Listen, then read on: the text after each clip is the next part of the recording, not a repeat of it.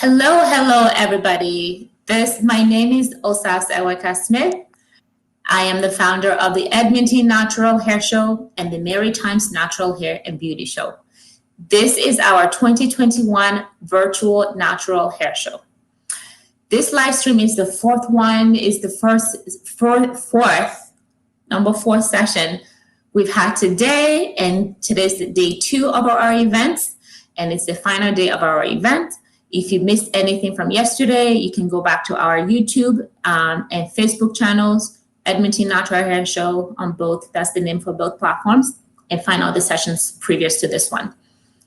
Okay, before we dive in, I would just like to take this opportunity to say thank you to the Alberta Public Interest Research Group for sponsoring this year's event and making it happen so that we can provide this free information to the world out there.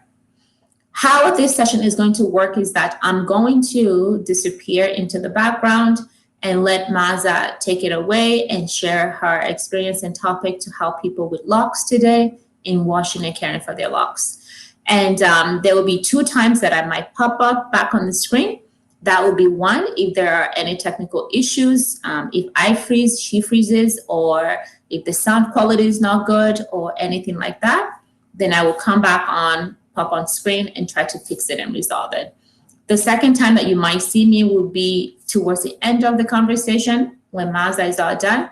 I'll come back on the screen and go through the questions in the comments, if there are any questions or comments, and read them out for her so she's not distracted by them and so on and so forth. And she can answer them or she and I can answer them for you. Okay, that is pretty much it. And I'm going to hand it over to Maza to take it away. Good afternoon, everyone. Thank you for joining the Natural Hair Show. And thank you to Osas and the team for putting this lovely session or the whole weekend together. I've been really proud and honored to be invited to participate in the Natural Hair Show again this year. I believe it's my 4th year being involved in the Natural Hair Show, and I enjoy every time that I'm part of it. This year is a little bit different, obviously with COVID, things are virtual, but I look forward to meeting everyone in the future in person. And yeah, thank you for joining this session. So today I'm going to be talking about ways that you can take care of your locks through washing. And I'm going to be talking about some of the myths that are out there and what is true, what is not true, proper products that you can use, and techniques to wash your hair. Okay, so as you know, my name is Maza, and I am the owner of Lavender Locs. Within Lavender Locs, I specialize in all sorts of dreadlocks, and especially sister locks, which I have.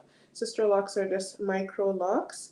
There are also dreadlocks, but it's just used to create them. A different locking technique is used. I also do crochet locks. I do dreadlocks with using products. That's one I don't do as often, but upon a client's request, that is a possibility. And I also offer braiding service. So although there are many different types of locks out there, at the end of the day, generally, they kind of have the same regimen in terms of washing. In terms of other things, moisturizing, there's some differences, but today I'll just focus on the commonalities that you can find between them for washing. So with locks, obviously, the purpose of locks is for your hair to lock. You do not want to put locks in and they slip out. That defeats the purpose. At the beginning of the lock establishment, it is quite common that some of the locks will slip out because they haven't, the hair hasn't bonded all together. But with time, they merge all together and they go through different phases. So to aid that ability for your locks to form, there are certain things that you want to do. The first thing is, with locks, many people say you cannot wash locks, that when they're dirty, they form better. The gunk in between helps the locks cement and glue to one another. That is false. You can wash your hair. You don't have to wait every 6 months, every 3 months. You can wash your hair, I would say, almost as much as you'd like. Um, you still have to be a little bit cautious. So generally, I recommend, if you have an active lifestyle, if you play sports, or if you have a job that you're outdoors and sweating a lot, then I could say you could possibly wash your hair once a week. If you have a regular lifestyle, then if you could stretch it out to 2 weeks, that would be even better. And for some people that their hair doesn't get as dirty, you could possibly stretch it out to 3 to 4 weeks. So generally with locks, it's recommended to wash your hair between once every once every 1 to 2 weeks. And the reason for that is because you don't want to overwash your hair, because then that also it will also get your hair frizzy. And with locks, they generally look better when it's more compact than frizzy. So if there's any questions about that, you can type that in, and I'll be more than happy to answer that at the end. A second myth that is usually presented in terms of washing dreadlocks is that you can use any type of shampoo. That is also false. And the reason for that is because with locks, you want to use the proper products that help your hair to bond to one another. So if you're using oil-based shampoos, then the oil will cause the hair to slip out. And when I mean slip out, it unravels. As you can see in my hair, it's all uniform together, but if I used oil, it's greasy, and it would cause the formation of the hair to separate. So oil-based um, oil-based shampoos at the beginning for locks, I do not recommend that. If a client decides to use that in the future when the locks are mature, then that's fine, because there shouldn't be any unraveling at that point. And mature locks just means something like what you see here, that they're all together. Yeah, so that's possible in the future, but at the beginning, that's not recommended. And so you can use shampoos that do not contain a lot of oils in them. As well, you can use, if you find that your hair is developing a lot of gunk or chopping in a lot of oil or dust, and do you want to clarify your hair, you could also use apple cider vinegar and baking soda to cleanse your hair. That could be done periodically. You don't want to do that every time you wash your hair, because it could be harsh on your hair, and it could strip away all the good and bad oils. You don't want to do that. So if you feel that there's a need to kind of get that excess stuff out of your scalp or your hair, then definitely you could do that every so often, not too often. And yeah, so that's in terms of uh, the products that and now actually, while I'm talking about products, there's a few different products here I'll show you. So since I specialize with Sister Locs, I'll show you one of the Sister Locs shampoos. The first one that's recommended is the starter shampoo, which I unfortunately don't have offhand right here, but that is a shampoo that someone that's starting locks would use, and it just helps for the hair it is just washing your hair and your scalp, but it's not detangling. The reason you don't want a detangling shampoo is because you want your hair to stay matted, not to unravel. In locks, we don't put knots, but detangling shampoos could unravel the matted hair. So Sister Lock shampoos, which are formulated for Sister Locks, but can be used for any types of locks. It doesn't matter whether they're um, dreadlocks created with beeswax or dreadlocks created with crochet. The shampoos are meant for locking for any type of hair. So the first shampoo that's recommended is the starter shampoo, and that would be used for about generally the first 6 months. If the person's hair is locking properly, then you could graduate onto the next level, which would be the salon shampoo if you have tight curls like myself, or if you have looser curls, then that would be the green tea shampoo, which I have here. All of these products you can find on the Beyond Curls and Kinks website that has been set up for the weekend. As well, you can find me on Instagram, and I'm in the process of updating my website where you'll be able to see these products. So the green tea shampoo is for someone that has looser curls, and dreadlocks do not create or do not cause more dandruff than any other hairstyle. I find if you had dandruff before, whether you're braiding or you just wore your loose natural hair, then after when you get dreadlocks, most likely your hair would continue with dandruff, because dandruff comes from the scalp. So there is a dandruff shampoo here that you can use. Sorry, I'll do this. And this dandruff shampoo is also also to be used after 6 months. So the first 6 months is the starter shampoo. Then after that, you have three choices. You have you can use the salon, green tea, or dandruff shampoo.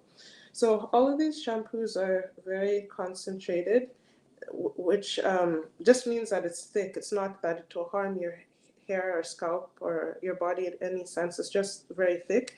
So if you're economic like me and you'd like to save every penny possible, then it's suggested that you use a bottle like this, an application bottle, which is handy because it also has a tip and you can get direct to the scalp and wash your hair properly.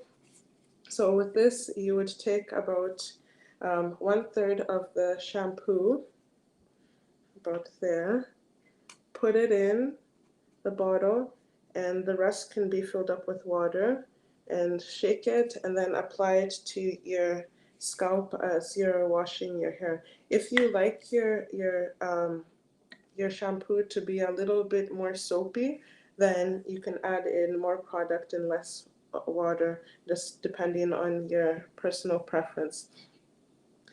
And on that topic, in terms of washing your hair techniques, another myth, I don't know, I wouldn't say really a myth, but perhaps a misunderstanding, is that when you wash your dreadlocks that you need to wash everything. There's some truth to that and some inaccurate information with that. So the part that you want to focus on the most when you're washing your dreadlocks is your scalp. That's where most of the oils are, so you're trying to get all the dirt from there. And obviously, as you wash your scalp, the hair, the water and the soap will fall down your hair. So as the soap and water is going down, then you could gently kind of massage the product and water down your hair. It's not recommended to rub your hair like this. The reason is that when you're doing that, the friction is causing a lot of fuzziness, and I don't know about you, but I personally don't like fuzzy locks, and I don't know many people that do. I mean, of course, there will be some element of fuzziness, but I personally try to avoid it as much as possible. So when washing, I just focus on the scalp and kind of wring it out, such as this, but I do not rub the hair together because it's unnecessary. It doesn't help with anything, and it does cause fuzziness of the hair. On the same topic of washing, it's best if you kind of wash your hair in a circular motion that kind of helps lift up whatever debris you have on your scalp, and helps the shampoo also kind of lather and pick up all of that stuff that needs to be out. Yeah, so washing in a circular motion. I I try to keep my nails short just because I hate when I have hangnails and they get caught in my hair. It's painful. So also short nails is also good. That way it doesn't rip out the roots of the lock, especially if you have tiny locks like myself. You're, I don't have a lot of hair at each lock, so any rip at the hair is really crucial. So I try to keep my nails short so that I don't accidentally rip out my hair. If you have bigger dreadlocks, then that might not be as important, but if you have tiny ones, that's something that you really want to pay attention to. Uh, those are the Sister Lock products. If you do not want to use Sister Lock products, it's not mandatory for other hair types. For Sister Locks, it is recommended, but if you have other types of dreadlocks, other options for shampoos that you could look into are just things that do not detangle, that are not oil based, and yeah, those are the two main things. Some people also try to stay away from or try to find sulfate-free shampoos. That's a personal preference, but the two most important things are um, staying away from oil-based shampoos and detangling shampoos. And so just 1 second here, I just have to look down at my notes. My phone closed. Okay, so another thing with washing is that once you've washed your hair, you want to try to keep as much debris as possible away from it. So it's always best to use a clean towel. I personally prefer to use a dark colored towel. I have a bunch of black towels because my hair is black. And the reason I prefer to use black towels is because of the lint. If anything was to come out of the towel and if the lint gets caught in my hair, then obviously black lint and black hair, then it's not as obvious as if I was using a white towel or an orange towel, then the lint gets into my hair. That kind of defeats the purpose of it. So whatever hair color you have, then if you have locks, then I recommend you use a towel or a t-shirt. T-shirts also work as well to dry your hair with that towel or t-shirt so that if anything was to fall out, then it would match your hair. And in terms of lint as well, uh, washing will take some of the lint out. There's other techniques that you can use to help to take to help to take out the lint. Uh, I sometimes use tweezers very carefully and kind of pick at it if it's on the surface base. If it's deeply embedded, then I try not to. But if it's on the surface, then I will go into it. And protection is the most important, I guess, method of being proactive. When I sleep at nighttime, I use a bonnet. That way, I don't have to stress about trying to get lint out. The bonnet protects my hair while sleeping. And let's just see here. Those are the things that I feel like are most important when washing your hair. Um, I think the reason I mentioned about the towel is because if you're washing your hair, you want to get it cleaner, not messier, dirtier, or more with lint. So you want to make sure you take the proper steps that you're happy with your wash. The last step I'll recommend about washing is that make sure that your hair is dried properly after you wash it before you go to bed, or just in general. That way you don't end up with smelly hair because that defeats the purpose. And with locks, it takes a little bit more time for the hair to dry because it is more compact. For thinner ones, I find it takes less time for it to dry. If you had thicker hair or thicker locks, then it would take more time. So I suggest, if you have the time, then you wash your hair a little bit. Everyone's hair is different. Some people's hair might take a long time to dry. Some people's hair might take shorter amount of time. So if you have a few hours before you go to bed, then that's the best time to wash your hair. I do not recommend you wash and go to bed right away unless you're planning to use a hair dryer to make sure that your hair is completely dry before you head to bed. I love the summertime because I can wash my hair, then I can go outside and sit in the sun, enjoy the sun while my hair is drying, and it makes it much faster than during the winter months when I'm indoors and I'm not getting as much heat, and it takes longer for the hair to dry. That way, when your hair is drying properly, it smells nice, and you don't have a moldy smell, and mold doesn't build in your hair. Um, I don't think I have much more to suggest about washing. Oh, one more thing about washing is that I do not recommend using a shampoo. I do recommend a shampoo. I don't recommend using a conditioner at the beginning parts of stages of your dreadlocks. And again, that's because you want your hair to mat and to form. When you use conditioner, it softens your hair, and you want your hair to be hard in a good way, not a bad way. So shampoos usually provide more moisture and softness, which is not the most ideal situation at the beginning.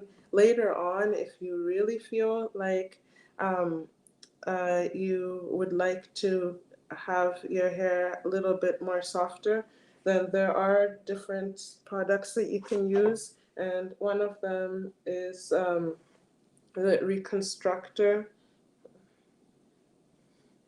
This is hard to make sure. Okay, there, I got it. Reconstructor conditioner from Sister Locs. Um, that is something that is available to use after at least 6 months when your hair has locked. That way it's not as delicate to fall out, not fall out, but to soften the hair and to for it to unravel. Yeah, I think that's all that I'll focus on for today, since it's a session talking about washing. I don't want to go too much off topic into other directions. So if you have any other comments or questions that you would like to address, then feel free to put them into the chat, and I'll be more than happy to answer them. I saw someone mentioned about using tea tree oil for the smell. Yes, tea tree oil is good for controlling the smell of your hair. And I think it also helps with like fungus. They say that it helps to prevent fungus on your hair as well too. Any questions? I think Osasi can join back in if you'd like. Hi. Hi. Thank you for that quick overview about how to care for your hair, for your locks particularly. I clearly do not have locks. I have loose textured hair. And Maybe one day I'll convince you. who knows? You might not have to convince me. You never know. Yeah, I learned something because nobody in my family has locks. I didn't know about that. That was a good tip, to use a dryer like a t-shirt or a towel that is the same color as your hair to prevent lint and any of those things. Is that a common thing with locks, that you get lint in it and stuff like that, and you have to try to prevent that from happening? Yes, I do find that it is common because with loose hair, most of the time you're either, if it's not in braids or any other protective style, then with loose hair you're combing it out every day or however often you comb your hair. Whereas with locks, you're not combing it, so it's like a little bit of a trap. Anything that lands in it will stick in it. So yeah, another thing I forgot to mention, sorry. Another thing is I often kind of just like, I don't know how to describe it, not rub my hair, but I kind of like do this motion just to get stuff out every day. I usually do it before bed. I don't know why. There's no reason to do it before bed. It could happen in the morning, but since I'm not combing my hair, then I just like to kind of run my fingers through and just do this motion just to make sure I get whatever might have flown into my hair off of it so that it doesn't get trapped in. Awesome. I am going through, it doesn't look like anybody has any questions. So that's pretty much this session. And we just hope that, you know, this little information here helps somebody else out there out with their natural hair locked journey. If they have anything that they're struggling with that, they get something from this session to help them deal with that. Well, thank you so much for taking the time to join us and to participate yet again. And I hope that we can connect later offline. Thank you. Have a good afternoon, everyone.